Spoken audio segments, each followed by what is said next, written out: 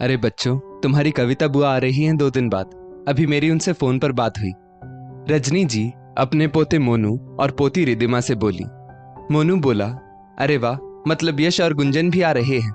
हम सब साथ में खूब खेलेंगे और मजा करेंगे। उतने में रिदिमा बोली, और कविता बुआ के हाथ का खाना भी तो खाने को मिलेगा मोनू।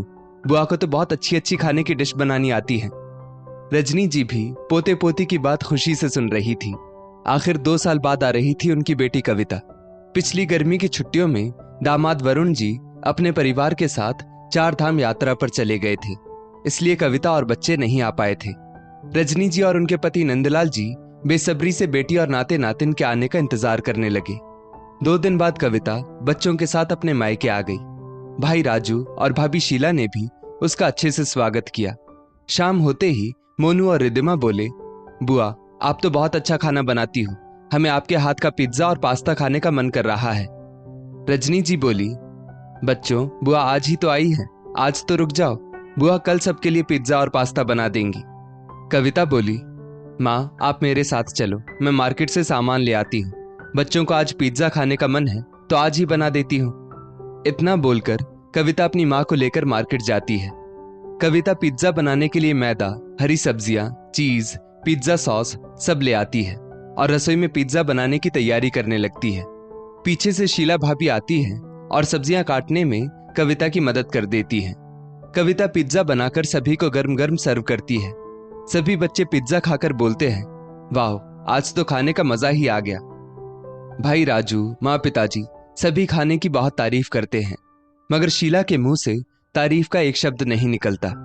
अपनी भाभी शीला की आदत से कविता अनजान ना थी। वो जानती थी भाभी सब कुछ अच्छे से खाएगी मगर कभी भी तारीफ नहीं करेगी। और जबकि खाना बनाने में कविता की मदद भी ना के बराबर ही की थी शीला ने। रसोई में आकर सब्जियों को चॉपर में काट दिया था बस। कविता जानती थी उसके मायके आने के बाद शीला भाभी और भी बेफिक्र हो जाती है और घर के खाने की सारी जिम्मेदारी कविता पर आ जाती है। मगर कविता कभी कुछ कहती नहीं थी, क्योंकि वो तो सिर्फ अपने मम्मी पापा के लिए मायके आती थी। ऐसी बात नहीं थी कि उसने कभी भाभी को अपना नहीं माना, बल्कि कविता ने तो हर पल भाभी को बहन बनाने की कोशिश की थी। मगर शीला, उसने कभी कविता को वो प्यार व स्नेह नहीं दिया। कविता के मायके आने पर 1-2 दिन शीला उसे सम्मान देती, फिर वापस ऐसा व्यवहार करती जैसे कविता उसकी ननद नहीं, कोई देवरानी या जेठानी हो जिसे इस घर का सारा काम करना पड़ेगा। शीला कभी कविता को ननद वाला सम्मान नहीं दे पाई थी, मगर कविता कभी इन बातों को बोलकर जताती नहीं थी। उसे तो बस घर में शांति चाहिए थी। वो नहीं चाहती थी कि इन बातों का बखेड़ा बने और घर में झगड़े हो। कविता जब भी मायके आती ज्यादातर वो खुद ही मार्केट चली जाती और घर के लिए सब्जियां, फल इत्यादि ले आती। पैसे भी वही निकाल कर देती। कविता के माँ पिताजी अक्सर कविता को मायके आकर खर्च करने से मना करते, मगर कविता कहती, आप लोग मेरे अपने हो, कोई पराये नहीं, जो आप मुझे पैसा निकालने के लिए मना करते हो। आखिर खून का रिश्ता है मेरा आपके साथ, ये रिश्ता बहुत मजबूत रिश्ता होता है। हाँ, ये बात अलग थी कि कभी उसके भाई भाभी उसे मायके में पैसे खर्च करने से मना नहीं करते थे। भाई भाभी कभी उससे नहीं पूछते कि कविता सामान के कितने पैसे हुए, जबकि सामान सारा उन्हीं के घर के लिए आता था। अब रोज कविता ही मार्केट के लिए निकल जाती और घर का सारा सामान ले आती। कविता की अपने ससुराल में भी सुबह जल्दी उठने की आदत थी, इसलिए उससे मायके में भी ज्यादा देर सोया नहीं जाता। वो यहाँ भी जल्दी उठकर सभी के लिए चाय नाश्ता बना देती और खाने की तैयारी भी लगभग कर देती। रजनी जी भी बेटी के साथ मिलकर काम संभाल लेती, क्योंकि वे जानती थी उनकी बहू शीला तो 9 या 9:30 से पहले उठती नहीं है। शीला जब उठती तो चाय नाश्ता लेकर अपने कमरे में चली जाती। शुरुआती 2-3 दिन तो उसने ननद कविता से दिखावटी बातें कर ली, मगर अब वो वापस रोज की तरह ज्यादातर अपने कमरे में ही रहती। कविता के दोनों बच्चों को आज आइसक्रीम खाने का मन कर रहा था। वे बोले, मम्मा यहाँ आए 10 दिन हो गए, हमने एक बार भी आइसक्रीम नहीं खाई, आज आइसक्रीम खिलाओ ना प्लीज। वहीं बैठा कविता का भाई राजू बोला, अरे बच्चों आजकल तो सब ऑनलाइन ऑर्डर हो जाता है, मम्मी से बोलो कि आइसक्रीम ऑनलाइन ऑर्डर कर दे। वो क्या है ना, मैं ही ऑर्डर कर देता, मगर मेरे मोबाइल में इंटरनेट खत्म हो गया है। कविता बोली, कोई बात नहीं राजू, मैं सभी के लिए आइसक्रीम ऑर्डर कर देती हूँ। कविता ने सभी के लिए आइसक्रीम ऑर्डर कर दी और सोचने लगी, राजू शादी से पहले कभी ऐसा ना था। बच्चों के ऊपर जान न्यौछावर करने वाला राजू जब से खुद के बच्चे हुए तब से अपने माता पिता, बहन सभी के लिए पराया हो गया। शादी के बाद खून के रिश्ते भी बदल जाते हैं शायद। हर वक्त दोनों पति पत्नी बस खुद का खर्च ना हो यही सोचते रहते हैं। कविता भली भांति सब कुछ देखती और समझती थी, बस कहती कुछ नहीं थी। ऐसा भी नहीं था कि उसके भाई की परिस्थिति ठीक नहीं थी। राजू अच्छा खासा कमाता था, मगर बहन और उसके बच्चों के लिए पैसे खर्च करने की नीयत नहीं थी दोनों पति पत्नी की। कविता यही सब सोच रही थी कि तभी उसके फोन पर उसके पति वरुण का फोन बजा। वो बोला, कविता, मैं तुम्हारी और बच्चों की कल की टिकट करवा देता हूं। यहां से कविता बोली, ठीक है, मैं आज ही पैकिंग कर लेती हूं। रजनी जी और पति नंदलाल जी ने बेटी से कुछ दिन और रुकने की जिद की तो कविता बोली, वरुण को भी वहां खाने की दिक्कत हो रही है। टिफिन वाली को बोल रखा है 2 समय का खाना देने के लिए, इसलिए इतने समय वरुण ने मैनेज कर लिया। अगले साल फिर से आ जाऊंगी। कविता अपनी पैकिंग करने चली जाती है। तभी राजू टीवी ऑन करके बैठता है तो न्यूज में खबर फैलती है कि सब जगह कल से लॉकडाउन लग रहा है, वो भी पूरे 2 महीनों के लिए, जिसमें कोई भी कहीं भी आ जा नहीं पाएगा। वहां से वरुण फोन करके कविता से कहता है, कविता, अभी तुम जहां हो वहीं रहो, अभी कोई कहीं आ जा नहीं पाएगा। कविता बोली, आप कैसे मैनेज करेंगे, अभी तो टिफिन व्यवस्था भी बंद हो जाएगी। वरुण बोला, ऑफिस भी तो बंद हो रहे हैं, घर से काम करना पड़ेगा। मैं पूरा दिन घर में ही हूं तो घर में कुछ भी एडजस्ट कर लूंगा, बस तुम वहां अपना और बच्चों का ध्यान रखना। शीला को जैसे ही पता चलता है कि लॉकडाउन की वजह से अब कविता 2 महीने यहीं रहने वाली है, उसका मुंह और चढ़ जाता है और रात को वो अपने पति राजू से बोली, जब से तुम्हारी बहन आई है हम कहीं घूमने भी नहीं जा पाए थे और अब ये लॉकडाउन लग गया।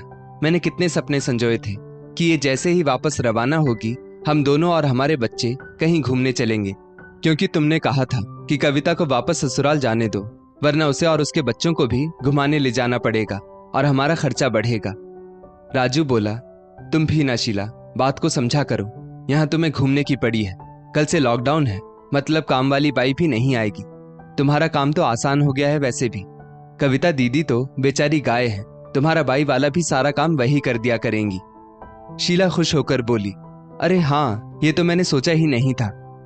अब दूसरे दिन से शीला और भी बेफिक्र होकर देर तक सोने लगी ताकि सारा काम उसके उठने से पहले हो जाए। कविता और उसकी माँ रजनी जी सुबह जल्दी उठकर घर का सारा काम निपटाने लगते। अब तो झाड़ू पोछा, बर्तन वो भी हाथ से ही करना पड़ रहा था क्योंकि बाई भी नहीं आ रही थी। शीला के बच्चे भी सुबह जल्दी उठ जाते, जिनका चाय नाश्ता सब कविता ही तैयार करती।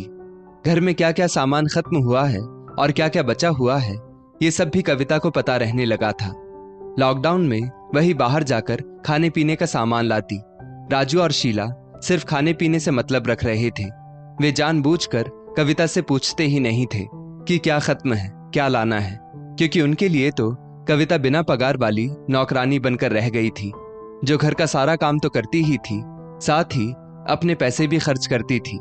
शीला सारा दिन अपने कमरे में रहती और अपने मायके वालों या अपनी सहेलियों को फोन लगाकर बातें करती रहती। एक दिन जब कविता शीला के कमरे के बाहर से गुजर रही थी तो उसके कानों में शीला की आवाज गूंजी, देखो ना बुआ जी, कविता दीदी लॉकडाउन में यहीं अटक गई है। उनके आने से हमारा कितना खर्चा बढ़ गया है ये हम ही जानते हैं। पूरा दिन मैं घर का काम करती रहती हूँ। चलो मेरा काम बढ़ गया वो तो कुछ नहीं, मगर खर्चा बढ़ जाए तो किसी को भी दुख होता है। आप तो जानती ही है, अभी लॉकडाउन में वैसे ही राजू का भी घर से काम चल रहा है। अब कौन कितना कैसे कमा रहा है ये तो बेचारे घर वाले ही जानते हैं, और उसमें भी ननद का खर्चा उठाना पड़ जाए तो भारी तो पड़ता ही है। वहां से बुआ जी भी शीला भाभी को सांत्वना दे रही थी। कविता ने जब ये सारी बातें सुनी तो उसके पैरों तले जमीन खिसक गई।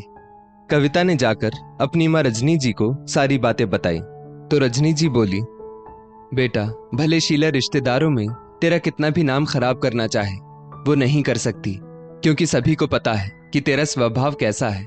तो जब सारा सामान लेकर मार्केट से आती है तो हमारी सोसाइटी वाले भी बोलते हैं, आपकी बेटी कितना करती है अपने मायके के लिए।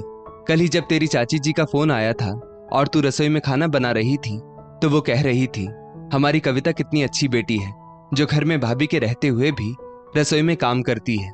और सभी शीला का व्यवहार भी अच्छे से जानते हैं कि शीला कितनी बड़ी बड़ी बातें करती है और काम कुछ भी नहीं करती।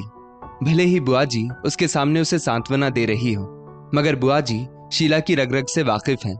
और बेटा, जमाने की छोड़, इस जमाने के लोग तेरे मुंह पर तेरे और मेरे मुंह पर मेरे हैं। कविता बोली, माँ, मैं ये बात अच्छे से जानती हूँ, इसलिए कभी भी दिखावे के लिए या तारीफ पाने के लिए काम नहीं करती और ना दिखाने के लिए पैसे खर्च करती हूँ कि मेरे पास बहुत पैसे हैं। मैं तो इसीलिए ये सब करती हूँ कि मैं अपने भाई भाभी को अपना समझती हूँ। मेरा इस घर से खून का रिश्ता है, मेरा मेरे भाई भाभी से लगाव है। भाभी सुबह इतनी लेट उठती है, फिर भी मैं कभी उन्हें कुछ नहीं कहती। मैं बिना झिझक घर का सारा काम कर लेती हूँ, फिर भी वो पीठ पीछे मेरी इतनी बुराई करेंगी, ये मैंने सोचा भी नहीं था। मैंने कब कहा कि मुझे तारीफ चाहिए, मगर तारीफ ना सही, कम से कम बुराई तो ना करें, और वो भी ऐसी बुराई जिसमें 1% भी सच्चाई ना हो। रात को राजू घर का हिसाब कर रहा था।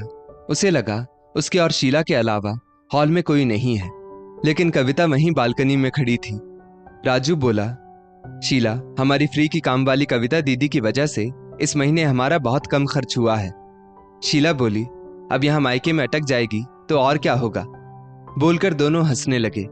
कविता को अपने भाई राजू से ये उम्मीद नहीं थी। उसे राजू और शीला की बातें दिल पे लग जाती है, और दूसरे दिन कविता की तबीयत बहुत खराब हो जाती है। उसे सुबह उठा तक नहीं जाता है।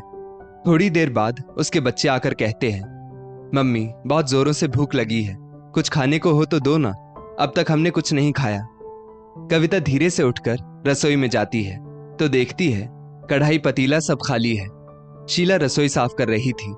कविता बोली, भाभी, आपने अब तक बच्चों को कुछ खाने को नहीं दिया क्या? शीला चिल्लाकर बोली, मैं आपके बच्चों की नौकरानी नहीं हूं, समझी, जो आप सोई रहें और मैं इनको सब बना बना कर दूं। हम चारों का खाना बनाकर हमने खा लिया है, आप लोग अपना देख लो। कविता ने देखा कि उसके मम्मी पापा और उसके बच्चे भूखे बैठे हैं। कविता भी आज बहुत गुस्से में थी, क्योंकि जब कोई इंसान रोज सबके लिए काम करता है और वो एक दिन काम नहीं कर पाता तो जरूरत के समय उसकी कोई मदद नहीं करता। मतलब मेरे इतने दिनों तक यहाँ रहने का बदला ऐसे चुकाएंगी भाभी, ये मैंने कभी नहीं सोचा था।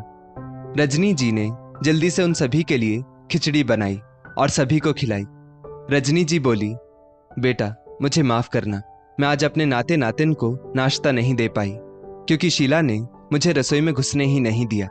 मैं उसकी मदद करने रसोई में गई तो वो कहने लगी, आपकी बेटी जब उठेगी तो आप उसकी खाना बनाने में मदद करना, मुझे आपकी मदद की जरूरत नहीं। ये सब सुनकर कविता की आंखों में आंसू आ जाते हैं। उतने में कविता को उसकी ननद माया का फोन आ जाता है, जो उसके मायके से कुछ किलोमीटर की दूरी पर ही रहती थी। माया के पति रोहित बहुत बड़े ऑफिसर थे। कविता बोली, दीदी, क्या आप मेरा यहाँ से निकलने का कुछ इंतजाम कर सकती हैं? अब बहुत दिन हो गए मुझे यहाँ। वहाँ वरुण भी अकेले हैं और उन्हें खाने पीने की भी दिक्कत हो रही है। माया बोली, भाभी, मैं कल ही आपको लेने आती हूँ। रोहित आपका पास बनवा देंगे, जिससे आप वापस वरुण के पास जा सकती हैं। दूसरे दिन रोहित और माया कविता को उसके मायके लेने पहुंच जाते हैं। कविता ने जाने के लिए पैकिंग कर रखी थी और ननद नंदोई के लिए खाना और मीठा भी बना रखा था, क्योंकि वो जानती थी उसकी भाभी तो कुछ करने वाली नहीं। सभी ने खाना खाया और वे लोग जाने के लिए कार में बैठ गए। पीछे से राजू और शीला भाग कर आए और बोले, दीदी, कुछ गलती हुई हो तो माफ करना। और दोनों बच्चों को 500 रुपए पकड़ाते हुए बोले, हमारी तरफ से बच्चों के लिए कुछ कपड़े ले लेना। कविता ने बदले में 2000 का नोट पकड़ाते हुए शीला से कहा, ये लो, मेरी तरफ से आपके बच्चों के लिए कपड़े ले लेना। रास्ते में कविता सोचने लगी, जब मेरे साथ इतना बुरा व्यवहार करना था तो अब अंत में ये सब दिखावा क्यों? बस इसलिए कि दूसरों के सामने अच्छा कैसे बना जाए। लॉकडाउन की वजह से आज सारे रिश्ते बेनकाब हो गए थे। अपने ही मायके आकर जब कोई लड़की नौकरानी जैसा महसूस करे, उससे बुरा कुछ नहीं हो सकता। कविता का खून के रिश्तों पर से विश्वास उठ चुका था, क्योंकि खून के रिश्ते भी बदल जाते हैं, ये वो जान चुकी थी। कविता थोड़े दिन अपनी ननद के घर रुकी, जहां उसे माया ने खूब मान सम्मान दिया और रोहित ने उसका पास बनवाया, जिससे वो वापस पति वरुण के पास पहुंच पाई। आज उसे अपने घर वापस आकर बहुत खुशी महसूस हो रही थी। दोस्तों, इस कहानी के माध्यम से हर भाभी को यही विनती है कि वो अपनी ननद को मान सम्मान और प्यार दे, क्योंकि एक बेटी अपने मायके में बस प्यार की ही भूखी होती है, मगर कहीं कहीं तो उन्हें बस नौकरानी बनाकर रख दिया जाता है। इस स्टोरी को लेकर आपकी क्या राय है, नीचे कमेंट करके जरूर बताइएगा। और ऐसी ही और भी बेहतरीन वीडियोस के लिए हमारा पेज जरूर फॉलो करें।